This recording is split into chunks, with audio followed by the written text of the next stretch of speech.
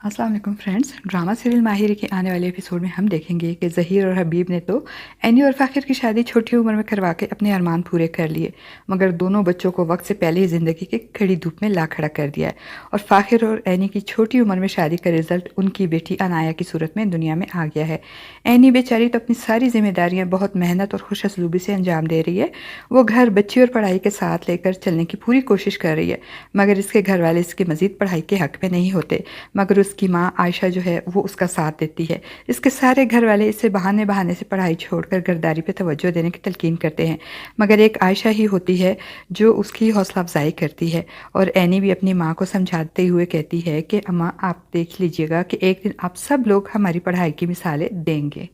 और जब आयशा की तबीयत ख़राब हुई थी तो हबीब ने इसकी मेडिसिन लाने से साफ इनकार किया था, और ऐसे में एनी को बाज़ार से दवाई ख़रीदने में बहुत दिक्कत का सामना करना पड़ा था।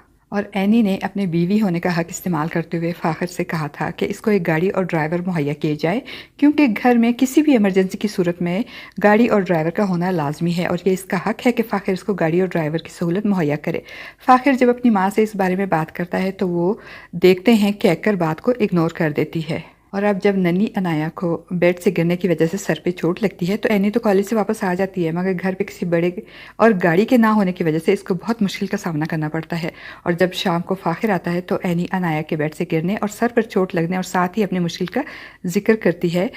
तो फ़ाखिर जो कि ऑफिस के काम और ना ही पढ़ाई पे तवज्जो देता है, बल्कि हबीब की बददयानती जाने के बावजूद अपनी माँ को बताए बगैर बिजनेस के अहम उमूर की भागदौड़ दोबारा हबीब के हवाले कर देता है। और अपना वक्त दोस्तों के साथ गुजार कर जब रात गए घर आता है तो एनी की बातें सुनकर बजाय इसको तसल्ली देने और बच्ची की खैरियत मालूम करने के, वो तो एकदम ही हत्थे से उखड़ जाता है और एनी पे चिल्लाते हुए कहता है कि तुम माओं का तो काम ही यही होता है कि एक छोटी सी सिचुएशन को इतना बड़ा बनाओ और इसके बाद पूरा दिन ख्वार हो।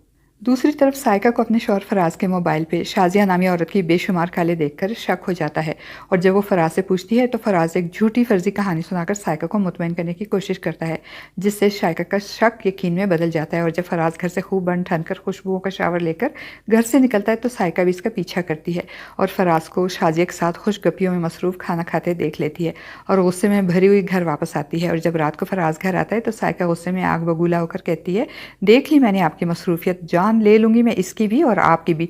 और फराज अपनी चोरी पकड़े जाने पर डर जाता है और साइका को मुतमईन करने के लिए मजीद झूठ बोलता है, मगर इस बार फराज की झूठी कहानियों से साइका मुतमईन होने वाली नहीं।